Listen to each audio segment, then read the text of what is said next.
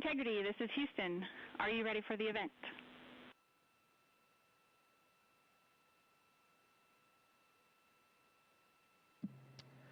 Houston Integrity, we're looking forward to speaking with some youth today. Canadian Space Agency, this is Mission Control Houston. Please call Integrity for a voice check. Integrity, this is the Canadian Space Agency. How do you hear me?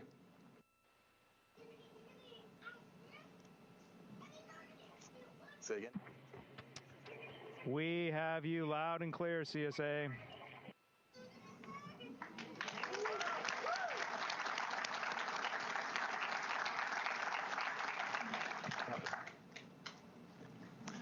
Good.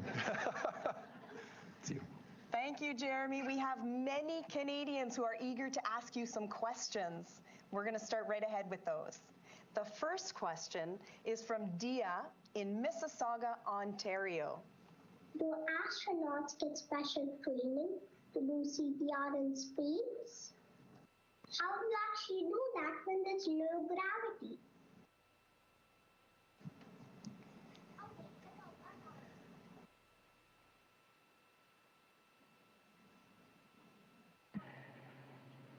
You just have to help me out with that question. Was that about CPR training? Is that what I caught?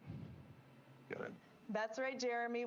You're asked do you have special training to do CPR in space, and how do you actually do that in zero gravity?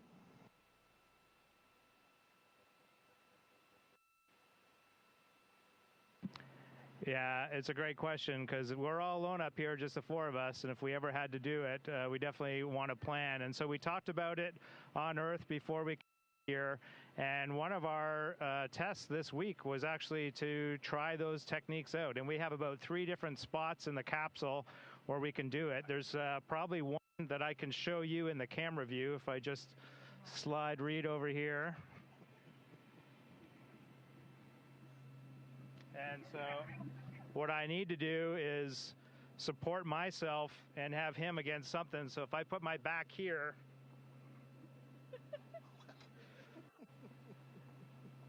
we rearranged the wall. and Reed here, I can push on him. So this is one of our CPR objectives in space. This is actually not the best one, but it's the only one you can see in camera.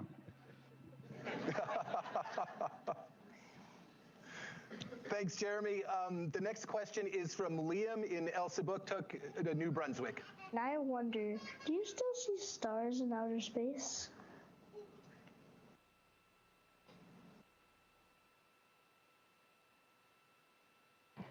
Yeah, I was actually just talking to my crewmates about that today. I've definitely seen stars in outer space, and I was saying I haven't seen as many as I thought I would. So, Reed?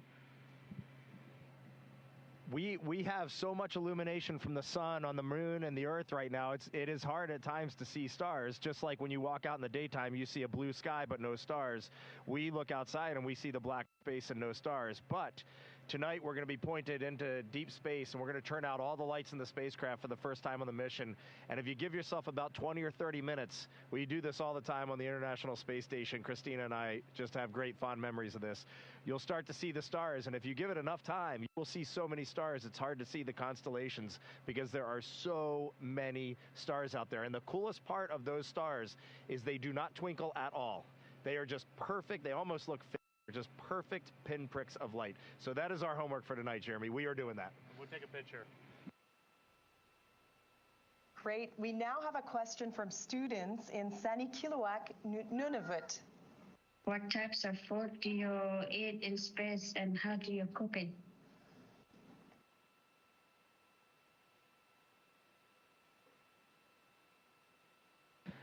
Yeah, so I've only been eating space food for a couple of days here, but Christina, she lived in space for pretty close to a year. She's eaten a lot of space food, and so we have a few items here to show you. Christina, you want to help me out? Sure. Let's see what we're going to pull out. So my dinner. This is Jeremy's dinner, and in space you really just eat all of your food out of bags of some kind, plastic bags or little metallic bags, because we have to rehydrate a lot of our food. This is actually shrimp cocktail. And this has been rehydrated already. So we added water to it, and the shrimp soaked back up the water, and it's actually pretty tasty. This is an example of a food that has not been rehydrated yet. It got all dried out for flying up here in space, and those are green beans. So we do have to eat our vegetables even in space, but don't worry, they do give us mac and cheese.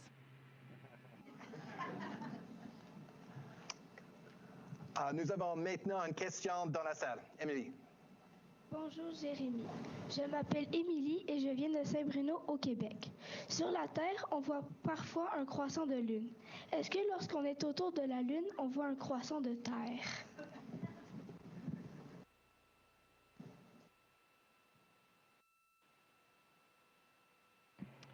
And before I answer that question, I got to go back one. Here's the maple syrup that we opened up and had at lunchtime today.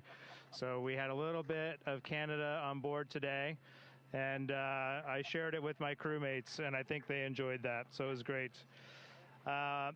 Pour la question, en fait, oui, on voit des croissants de la Terre, et c'est quelque chose d'incroyable pour moi.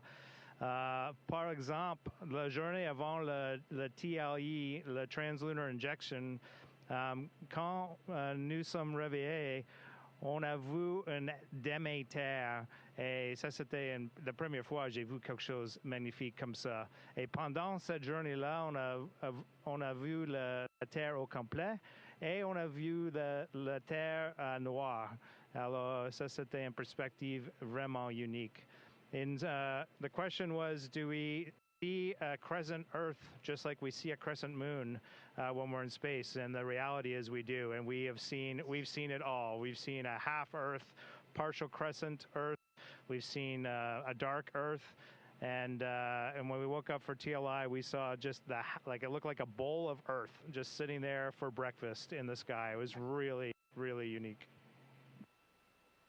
Thank you, Jeremy. The next question is from Joel in Edmonton, Alberta. You undertook lunar geology training in Canada, Iceland, and at the Lunar Sample Laboratory facility. Are there any lunar landforms that you're particularly excited to see up close?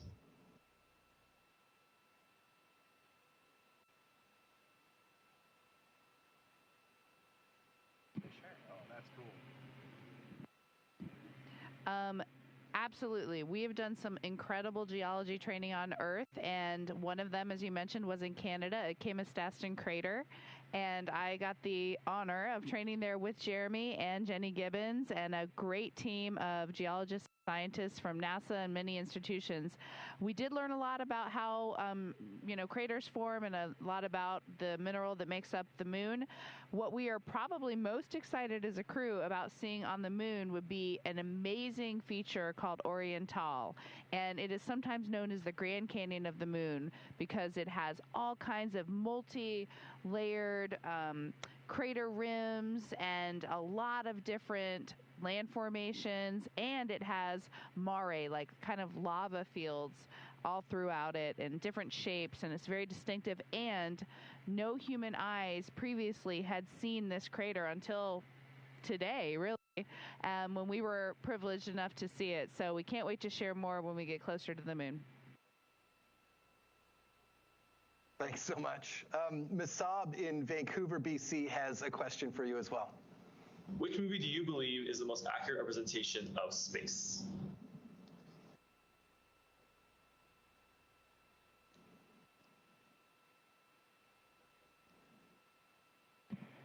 Well, there are many great space movies.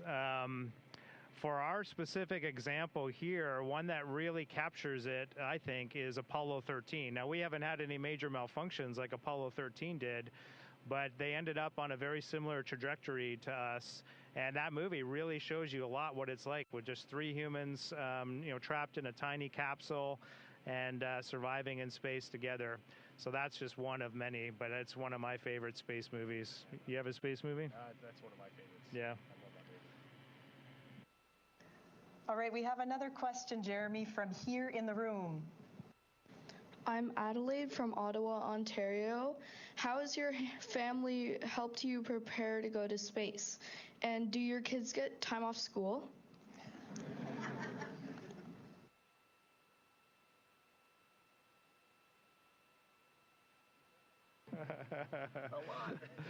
A lot. Yeah, of course, in life you do things as a team, and my primary team is my wife and my 3 kids, and they have been extraordinary in supporting me through this endeavor.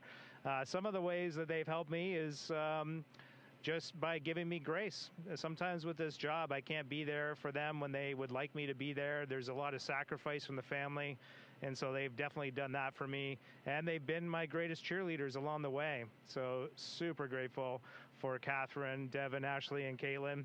And did they get time off school? Well, yes and no. So they had time to come to quarantine and be with me to support me in the launch. But what it meant was they were doing a lot of homework, doing a lot of self-study, and they were still getting it done. They were just getting it done from quarantine. Thanks. Parker from Apsley, Ontario, has a question. Why does water become spherical in space?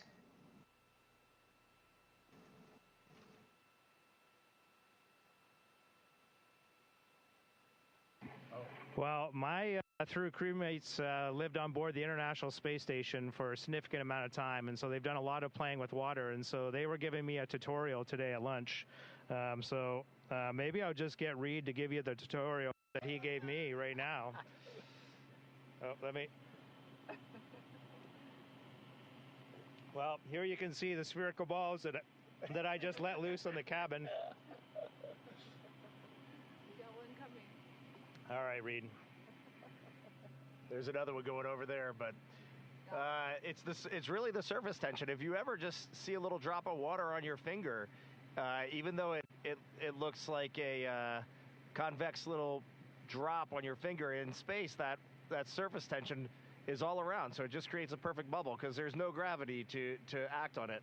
And so it just stays in this perfect sphere, and it actually becomes a lens. And earlier today, we were laughing because we could make Jeremy's face go upside down or right side up, and it's pretty amazing.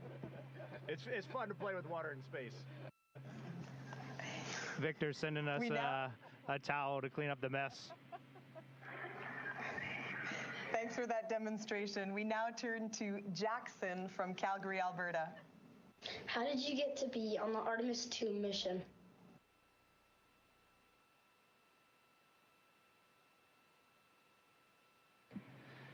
I'll answer while Jeremy's making a nice water bubble for you. How did Jeremy get to be on the Artemis 2 mission? Jeremy and I were selected as astronauts together back in 2009, and he was a member, obviously, of the Canadian Space Agency, and I was a member of NASA. And when Jeremy interviewed to be an astronaut, our chief astronaut, Peggy Whitson, was on their board. And Peggy came back from that interview and said, if Canada doesn't hire Jeremy, NASA will hire Jeremy. He did that well. So I think if you go through Jeremy's life, he grew up just a very inquisitive kid. He had huge dreams. He saw a picture of Neil Armstrong in an encyclopedia a long time ago walking on the moon, and it just sparked his curiosity and his imagination. And he always tells people that the most important thing when you have a dream and an aspiration is that you tell people, you talk about that. Some people may not believe you can do it, but you know you can do it. And the more you talk about it, the more people will begin to believe that you can make your dreams come true. And that is exactly what Jeremy did. So he turned his tree fort into a spaceship, and he became a fighter pilot in the Royal Canadian Air Force. And then he got to the Canadian Space Agency in 2009, and the rest is history. And I'm still not that good at water and space yet. I'm still learning, but I'll keep practicing. Amelia de Mirabel au Québec a une question pour toi, Jérémy. Quel rôle les jeunes d'aujourd'hui joueront-ils, selon vous, dans le futur de l'exploration spatiale? Et quel message avez-vous pour les inspirer?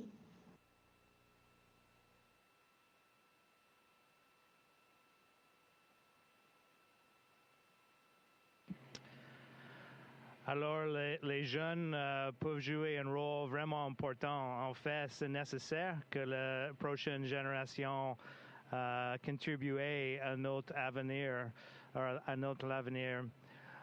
par exemple, c'est important de juste suivre vos passions. Quand il y a quelque chose qui vous intéresse, apprendre tout ce que c'est possible. Et aussi, partager cet rêve, cette objectif pour vous avec des autres et former une équipe. Et vous pouvez faire des choses importantes pour les humains. Aussi, avec l'espace, maintenant, il y a plein des moyens de contribuer à notre civilisation. Par exemple, on peut utiliser l'espace. Quand on trouve une solution qui utilise l'espace, souvent, ce n'est pas une solution locale, c'est une solution globale. Alors, quand on utilise l'espace, on peut aider le Canada, bien sûr, mais aussi les autres pays, n'importe où au monde.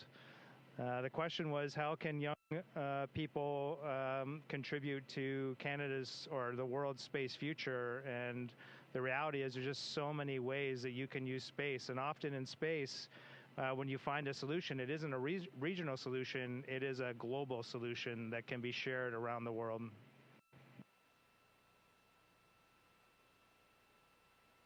La prochaine question vient de William, qui est avec nous dans la salle. Je m'appelle William, provencher de Carignan, au Québec. Est-ce que les astronautes sont formés pour pouvoir réparer tout et n'importe quoi à bord de la capsule Orion?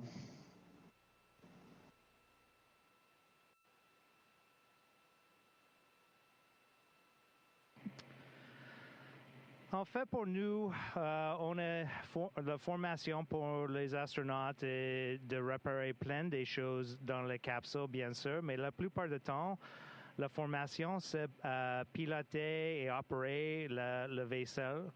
Mais si on a des problèmes ici dans la capsule, on a une grande équipe sur la Terre qui peut nous aider pour réparer des choses. Alors, si quelque chose ne fonctionne pas, souvent, on demande à Mission Control à Houston pour nous aider à comment le réparer. Alors, on a des experts sur la Terre.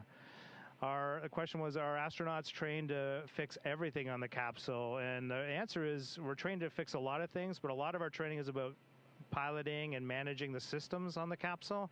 There's a lot of things that if they break, we call Houston, Mission Control in Houston, and they walk us through how to repair it.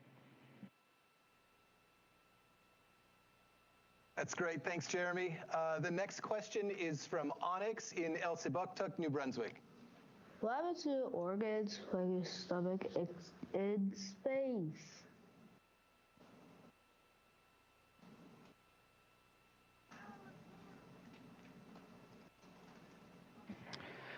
So as far as I can tell, the question was, what happens to our organs in space? As far as I can tell, nothing. It feels very much like my body is operating pretty much exactly it did on Earth. The one thing that I noticed is, there is a blood shift. And if you knew me before I got to space, I'm sure my face is a lot puffier now, is because there's a lot more blood up in my upper regions of my body because gravity is not constantly pulling it down.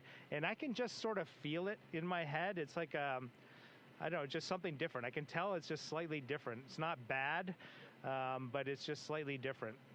But other than that, for me, not a lot of changes. But let's talk to the expert over here. She knows a lot about this. Well, I did just think of two organs that I know of specifically that have very well documented effects in microgravity or adaptations. They're actually ways that your organs change, usually to adapt to the environment. And one of them is with your heart. Your heart actually changes its stroke volume because even though we exercise almost every day, the rest of the time your heart does not have to work as hard to pump that blood up to your brain. And it adapts to that, and its muscles actually change. And when you get back from a long duration space flight, you have to work really hard to get your cardiovascular system going.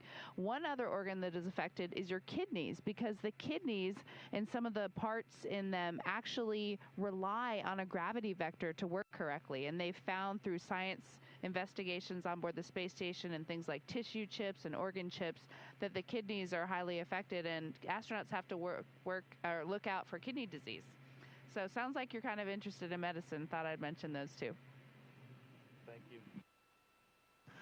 Oh, well, thank you so much, Jeremy, for sharing your amazing journey with us tonight and with all Canadians.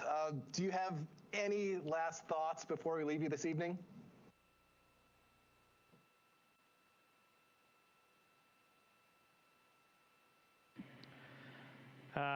just really great to spend some time with my fellow Canadians from way out here. We're, if I do some quick math in my head, we're around 300,000 kilometers from home right now. It's an extraordinary journey, and sharing this journey with Canadians is incredibly meaningful for me, and it's so important that this generation and the next generation see themselves represented in this mission as these 4 humans and our incredible team from around the world head out on this journey around the moon. And just remember, Canada's future in space is bright because of all of you. Wishing you all the best. Thanks for joining us here on Integrity. Have a great one. Merci beaucoup, Jérémy. Thank you.